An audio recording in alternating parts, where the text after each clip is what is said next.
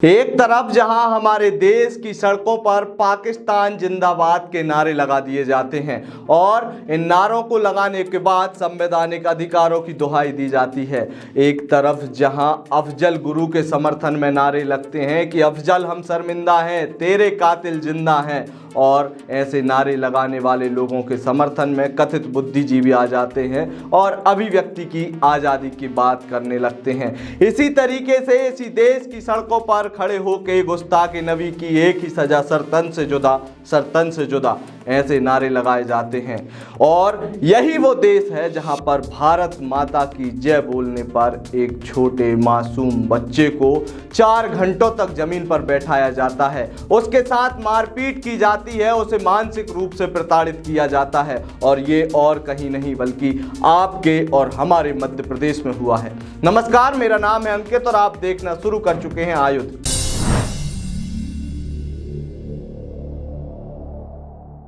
मुझे आज भी बड़े अच्छे से अपने स्कूल के वो दिन याद हैं कि जब मैं प्रार्थना के बाद भारत माता की जय के नारे लगाता था तो मेरे शिक्षक मेरा उत्साहवर्धन करते थे। जितने जोर से मैं भारत माता की जय बोलता था उतने जोर से ही मेरे पीछे खड़े मेरे जो सहयोगी छात्र थे वो नारे लगाने में मेरी मदद करते थे।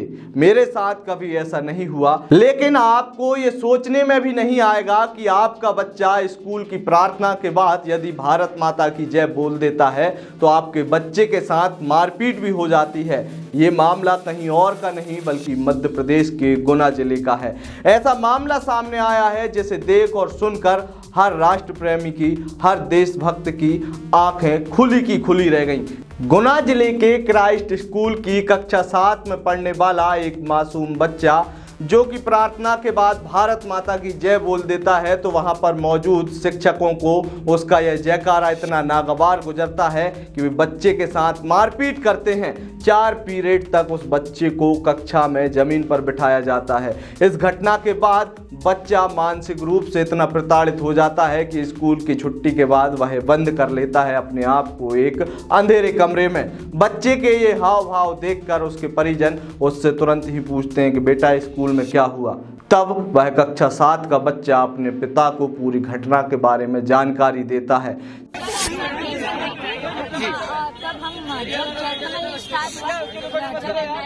जब खत्म हुआ ना, मैंने भारत माता की जय चिल्ला दिया। जैसे मैंने चिल्लाया तो एक सर हैं जस्टिन सर, वाई उन्होंने मेरे ऐसे कॉलर पकड़ के खींचा और उन्होंने कहा what are you saying, go to the principal. फिर मेरी एक हिंदी वाली टीचर आई, उन्होंने कहा चलो कोई बात नहीं, ऐसा करो अपनी क्लास टीचर के पास चले जाओ। मैं क्लास टीचर के पास गया, उन्होंने मेरे को डांटा और कहा this behaviour do at your home, don't do this at school. तो उन्होंने ऐसा बोल दिया घर पे जाके करो, स्कूल में नहीं चलेगा। तब उन्होंने डांटा और एक हमारी क्लास का कोई वाइस कैप्टन कुछ बन गया था। क्या नाम है इसका? अभिमन्यु।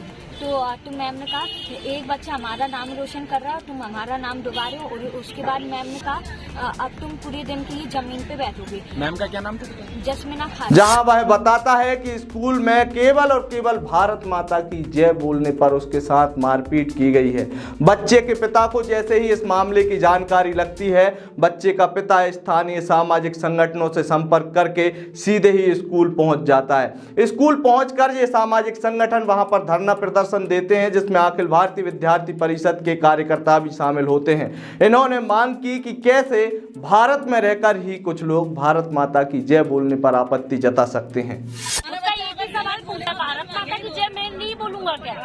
वो मैं भारत माता की जय बोलना है या नहीं बोलना? लिखित में लो, कास्टकाल के बाद भारत माता की जय बोलना ही पड़ेगा और उसको स्टाफ पे कार्रवाई होगी। लिखित में देना पड़ेगा इन्हें।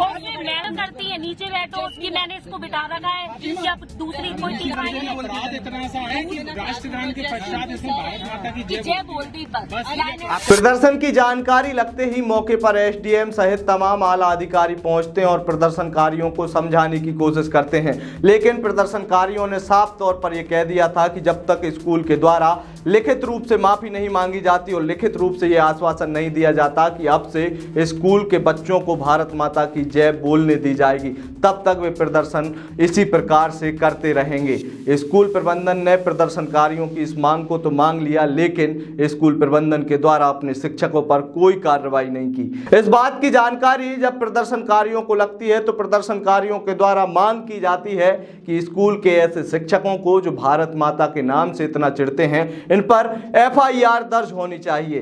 तब पुलिस प्रशासन स्कूल के शिक्षक जस्मीना खातून और जस्टिन पर FIR दर्ज करते हैं। इस FIR में धाराएं भी लगाई जाती हैं, 1-2 नहीं बल्कि पूरी 4 धाराओं के तहत यह पूरा मामला दर्ज किया जाता है।